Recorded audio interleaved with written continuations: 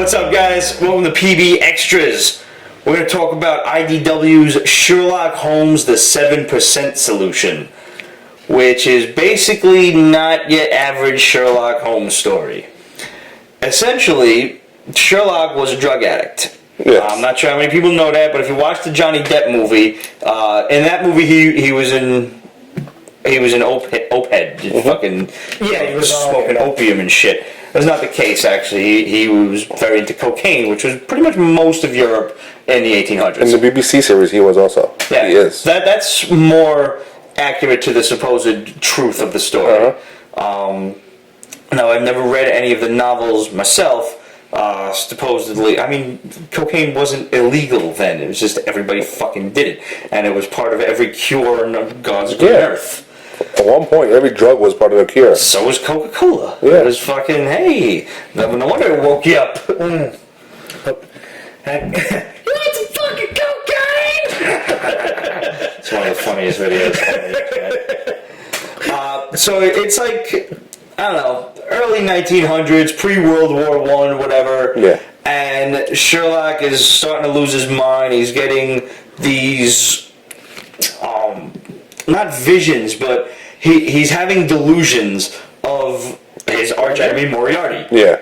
Who he believes is the mastermind behind this nefarious plot. Mm-hmm. Which, I mean, if you know any Sherlock Holmes story, he is.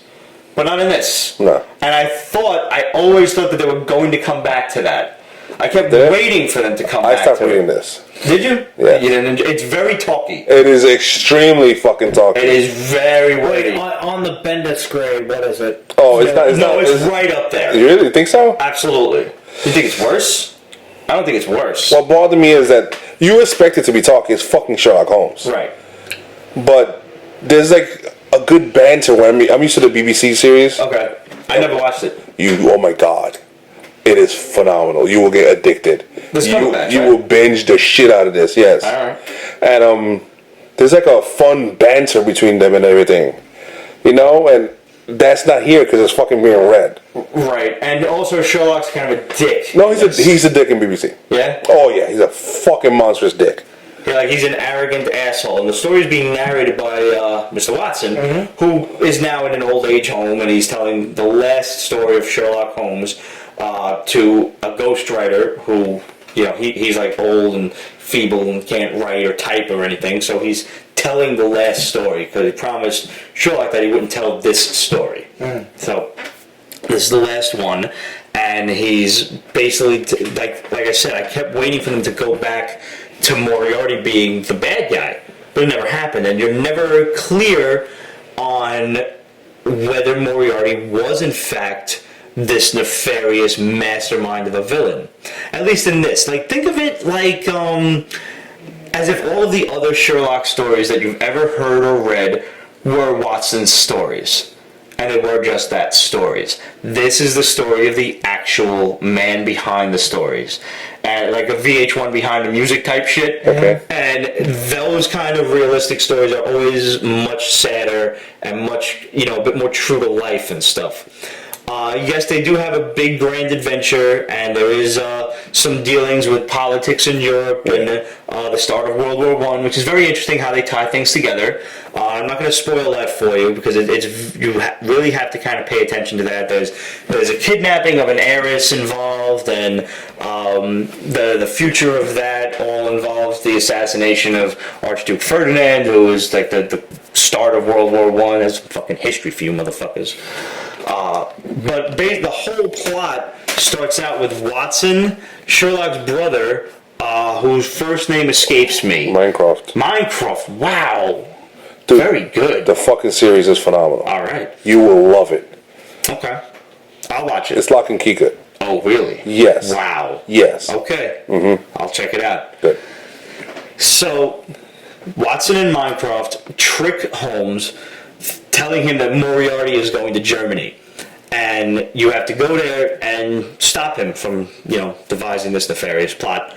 And he goes to Germany to try and catch him, but meanwhile this is all to get Sherlock into rehab to cure him of his cocaine addiction, which is obviously fucking with his mind so much that it's affecting his work, it's affecting his lifestyle, it's affecting everything. Yeah. And they bring him to Dr. Sigmund Freud, who for many years, and this is actually true, prescribed cocaine for his patients until they realized this is kind of fucking them up worse. I'm not actually certain when cocaine was made illegal.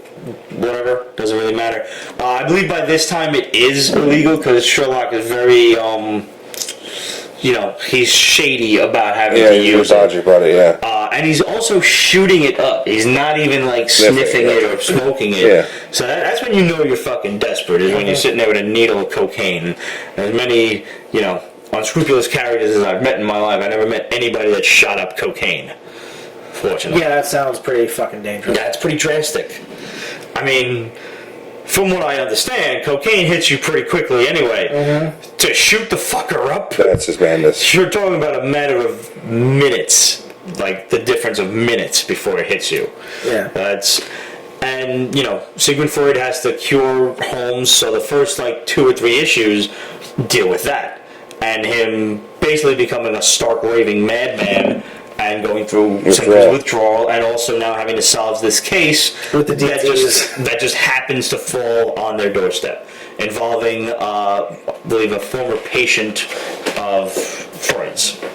Yeah. And they also bring up, the stuff about Freud and his mom, and his mother, his theories on, psychology, and how it basically got him kicked out of almost every institute there was. I mean, as far as I'm concerned, Sigmund Freud was brilliant in that he was nuts, or nuts in that he was brilliant, and I think he had a bit of a crush on his mother, and he only got away with it because he said, well, we're all nuts, you're all just as nuts as me, but I'm better because I know it and admit it, and you're all hiding it.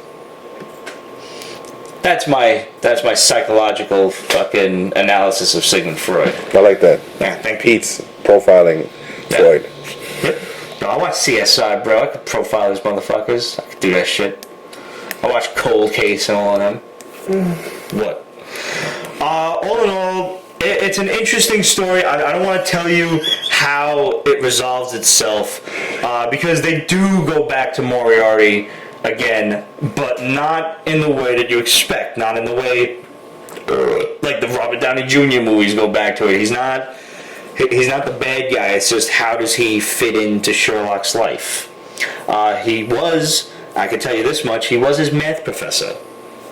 So that's an interesting little twist there, and I think you learn that either by the 2nd or 3rd issue, so it's not a major spoiler, I wouldn't call it that. Probably 3rd issue, because I stopped midway through the 3rd. Okay. So yeah, right around midway through, you learn that he is his old math professor, and how does all this fit together? Very interesting story from IDW. Not their first Sherlock Holmes story, but probably the first of this kind. And this is different. It was very different. Yeah. And the meaning of the title, the 7% solution, is you're actually only using 7% of pure cocaine to shoot up or to use, because pure cocaine will fucking kill you. Yeah. Like they say, it's not the voltage, it's the amplitude of something that kills you. Like 1 amp will fry a human being. Yeah. Same idea with cocaine. Like people, whenever they do drugs, it's not pure cocaine that they're doing. Your head will explode, basically. But I can recommend this to you if you're into Sherlock Holmes. It's a different take on the character. It's just, it's different and worth it to see a character of this legendary capacity grounded in not only in real life, but in real life with real life fucked up problems. Guys, what did you think of this? Did you read Sherlock Holmes? Are you reading anything else that you think we might want to hear about, that you think you'd like to hear our thoughts on? Hit us up, questions at Pete'sBasement.com, Facebook.com/Pete'sBasement. Follow us on Instagram, Twitter, Tumblr, fucking Pinterest, Google+, everything. We're everywhere. We'll catch you next time. Pete's Basement is copyright 2015, Ripped Productions and Pete's Basement, LLC. All rights reserved, so go fuck yourself.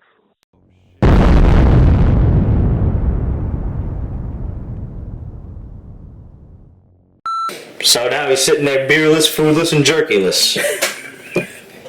Hanging around with a bunch of jerkies. Yeah. This is your life.